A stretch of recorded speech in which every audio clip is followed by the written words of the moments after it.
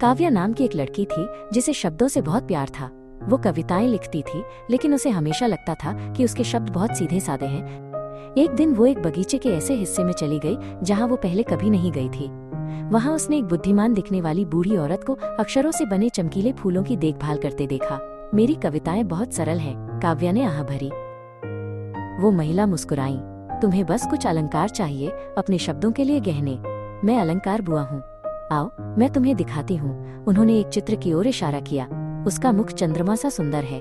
ये उपमा अलंकार है, जहाँ हम सा या जैसा जैसे शब्दों का उपयोग करके एक चीज की तुलना दूसरी से करते हैं। या जैसे पीपर पात सरिसमन डोला, यानी मन पीपल के पत्ते की तरह डोल गया। इसके बाद बुआ उसे एक सम्मानित शिक्षक की मूर्ति के पास ले गई। उन्होंने उसके चरणों को छूकर कहा, चरण कमल बंदो हरिराई, यहाँ पैर कमल जैसे नहीं है, वे कमल ही हैं। जब तुलना इतनी गहरी हो कि दो चीजें एक हो जाएं, तो ये रूपक अलंकार होता है। ठीक वैसे ही जैसे माँ यशोदा से कृष्ण कहते हैं, मैया मैं तो चंद्र खिलौना ले हूँ, यहाँ चांद जैसा खिलौना नहीं बल्कि चांद ही खिलौना है। वे एक कलकल करती धारा की ओर चले। सुनो, बुआ ने फुसफुसाते हुए कहा, चारु चंद्र की चंचल किरणें, यहाँ च की ध्वनि बार बार आ रही है, एक गीत की तरह। ये अनुप्रास अलंकार है, दोहराए जाने वाले वर्णों का संगीत। या जैसे तरनी तनुजा तट तमाल तरुवर बहुछाए, इसमें त वर्ण की पुनरावृत्ति हो रही है।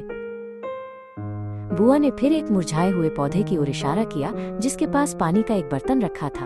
उन्होंने कहा, रहीमन पानी राखिए, बिन पानी सब सून। यहाँ पानी शब्द के कई अर्थ हैं, चमक, सम्मान और जल। जब एक ही शब्द के एक वाक्य में कई अर्थ होते हैं तो वो श्लेष अलंकार होता है।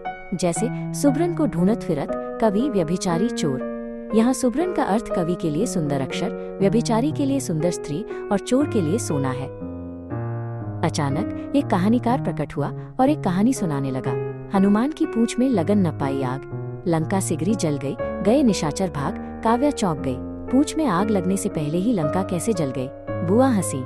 ये हनुमान की शक्ति बताने के लिए बात को बढ़ा चढ़ाकर कहना है। ये अतिशयोक्ति अलंकार है।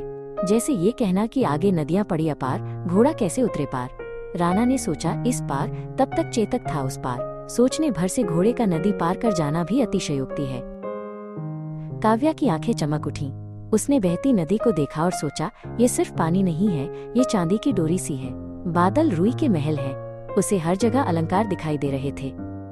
काव्या ने अलंकार बुआ को धन्यवाद दिया। गहने तो हमेशा से थे, बुआ ने प्यार से कहा, तुम्हें बस उन्हें देखना सीखना था। काव्या बगीचे से बाहर निकली। उसका दिल और उसकी नोटबुक दोनों भरे हुए थे। अब वो अपने शब्दों को चमकाने का जादू जानती थी।